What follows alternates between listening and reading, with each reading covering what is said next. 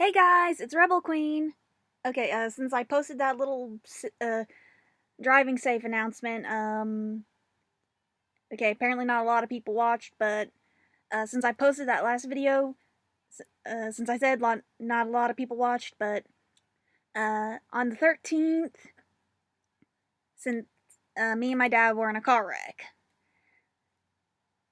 uh, basically, lady ran the red light, hit the car in the lane next to us, then hit us, forcing us into the stop change light pole. Dad, long story short, Dad's truck totaled. I had a huge seatbelt rash. It pretty much cleared up finally, and huge bruise down like in this area. It is just now starting to clear up, and also my lower legs also banged up. In fact, my right leg was more banged up than my left leg. I'm finishing up physio therapy. Well, I say finishing, but kind of depending on like how these next two sessions go, we're reevaluating. But anyway, not here for that, but kind of letting you guys kind of like know what's going on there. But yeah, basically we kind of got the whole situation like, oh, here's insurance is kind of like, oh, we're gonna give you this amount for the truck, and now we're dealing with the legal side of things. So depending on like how all that goes, fingers crossed on like what our settlement on that stuff is. But anyway, this is my as well. Oh, sorry guys, that was my phone. But anyway, today marked the 5th episode for Kamen Rider Saber. So this is we're 5 episodes in, so kind of like what I did for Kira Major, this is going to be my first impression stuff for Saber. Now,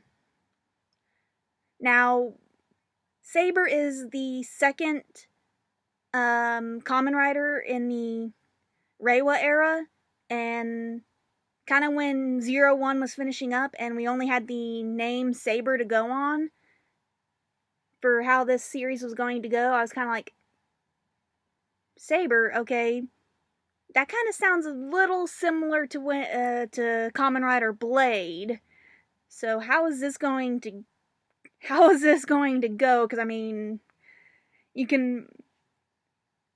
Granted, when they did 01, they kind of did go. They really did kind of rework a lot of the whole Kamen Rider franchise. They did go back to like the whole basic grasshopper look, and they even kind of did rework the whole machine aspect. If you do follow the whole Kamen Rider stuff. But still, kind of with the whole Saber thing, if you, like I said, if you do follow the Kamen Rider franchise quite a bit, I was kind of like, with 2 Kamen Riders with sword names, basically, how is this going to work out? But then once it got a little more closer to the release date, and we were getting a little bit more info, and even then once the series started,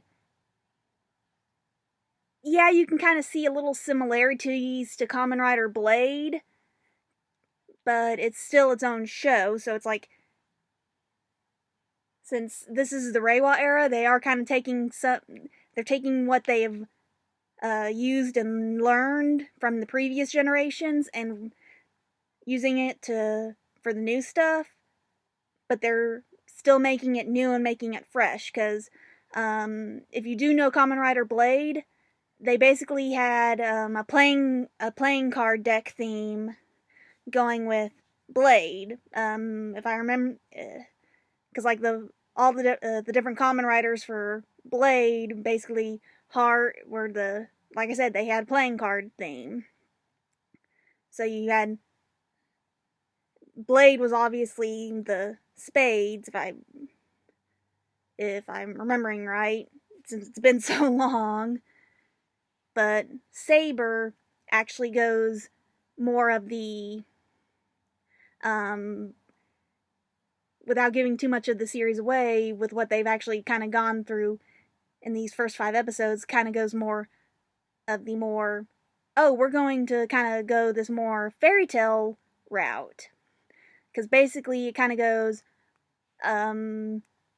this whole book of creation that was destroyed. So like there's only these little, basically these wonder books, and yes, some of the wonder books are what allows our Kamen Riders to transform, are in existence, which is actually kind of a smart play, I think, because think about it. In a lot of the mythical fairy tale stuff, you have the knights and stuff, so obviously when you're using that kind of background for the Kamen Rider, and you have the main Kamen Rider's name as Kamen Rider Saber, yeah, that's a good way to play it. I mean, especially when you kind of go back to Kamen Rider Blade, when you're using the playing card theme. Yeah. So far, just 5 episodes in, I am kind of, it is going kind of smooth. Sorry. 5 episodes in, it is kind of enjoyable. And if you guys remember, I am a big bibliophile, at least, so, at least compared to Albion. So it's like, I'm watching this and I'm seeing like how they're taking a lot of the stuff for either the monsters or the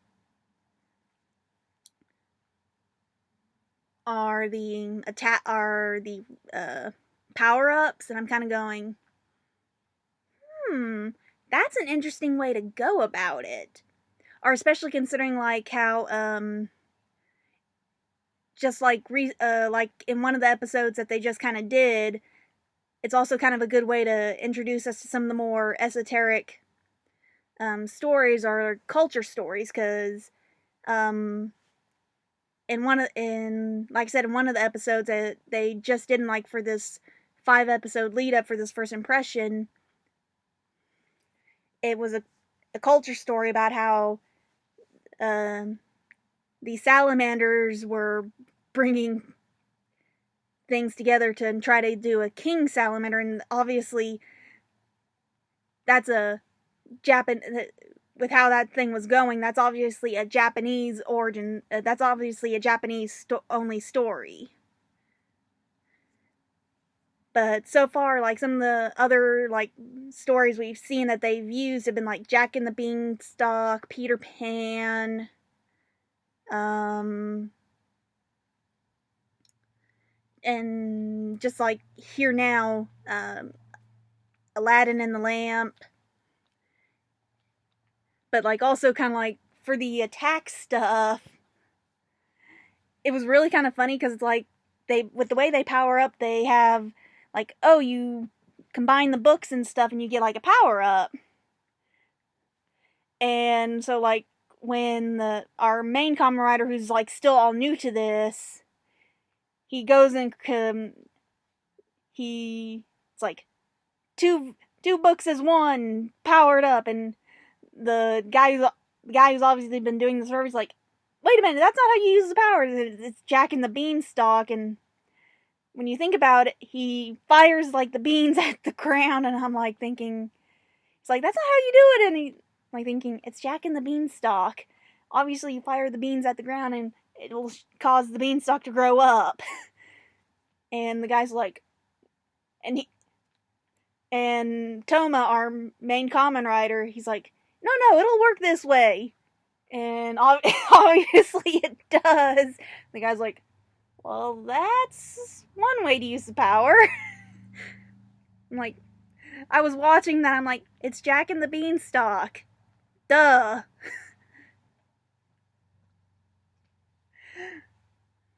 But still, so far they've kind of already kind of shown some more stuff is going to happen that is going to lead into more deeper, complex stuff, which it's kind of already started to hint at in just like this, as kind of has been pointed out in this fifth episode.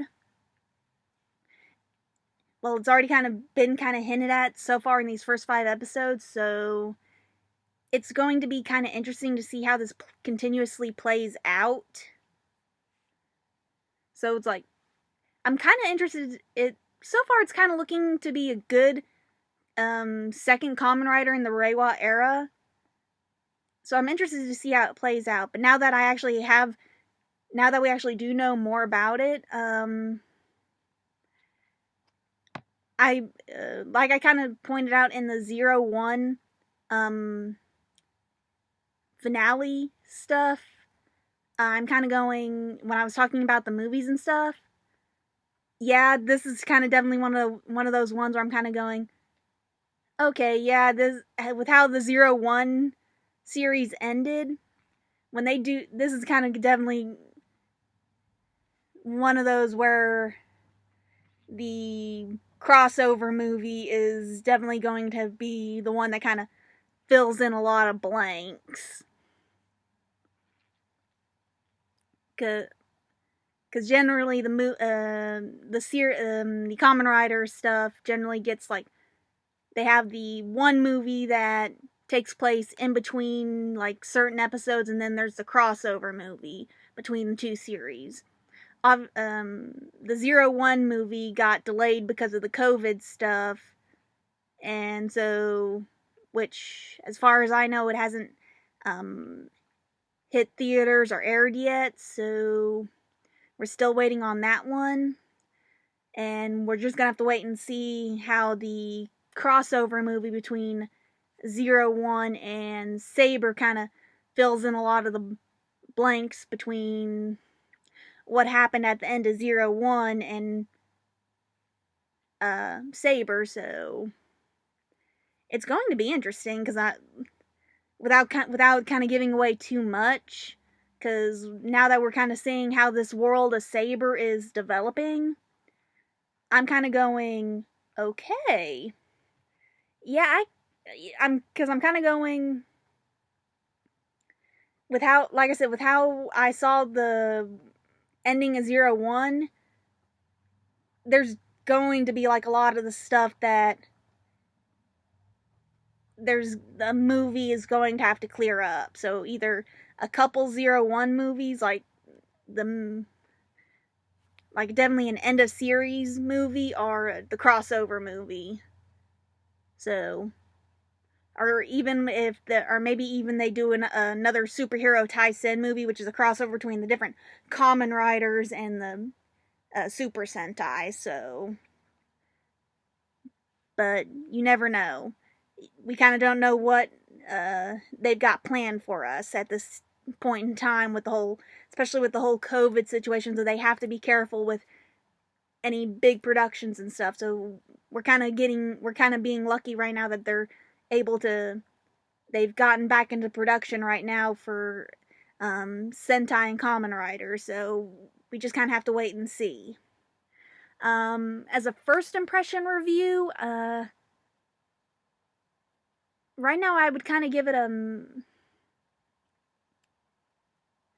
I'd easily give it like a 9.5 at this point, because it is interesting, and I do kind of want to see how it goes. And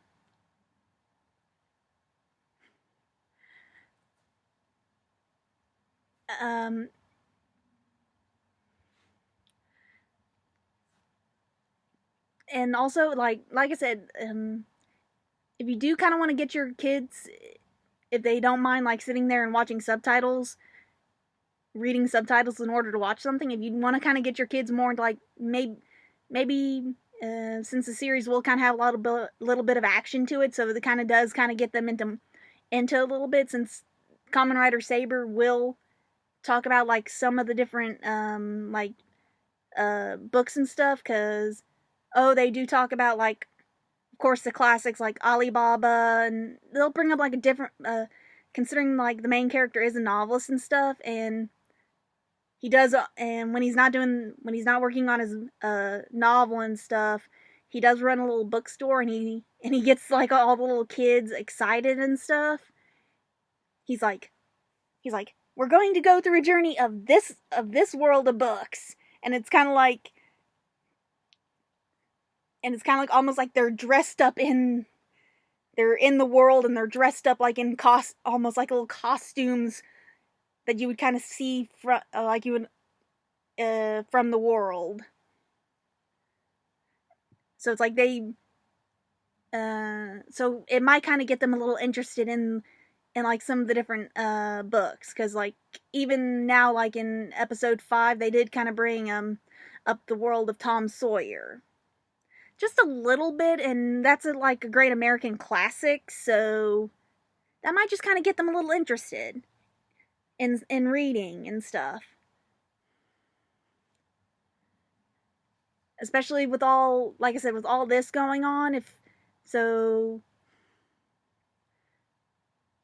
that way when they're not like doing their home, and when they're not doing their online stuff, if your son or daughter is doing online learning, if their school's like, sorry, we're not opening for in-school stuff, we're doing online stuff, or if you had an option to keep them at home, then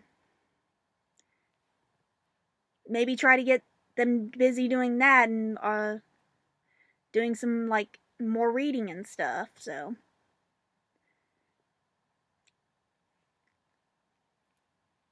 it's a thought.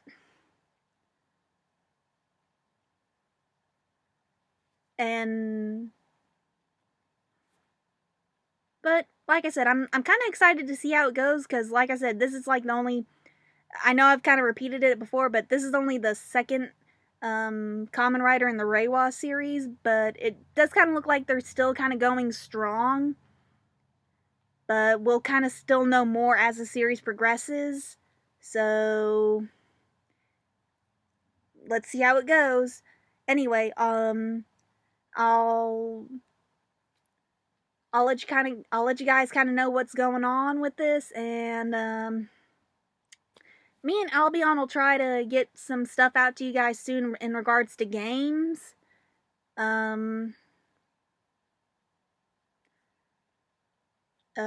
So talk more with you guys later. Bye. Oh, and also, if you got, before I forget, I hope you guys, with any family or friends who are frontline workers, I hope they come home to you guys safe. Because I know we've still got, things are hectic, but so again, I hope they come home to you guys safe, because I know that's a main concern for you guys, and I hope if you're a frontline worker watching this, like in between your little breaks and stuff, I hope you're able to get home to your family safe and sound, because I know that's also a main concern for you guys. So again, bye guys, until next time.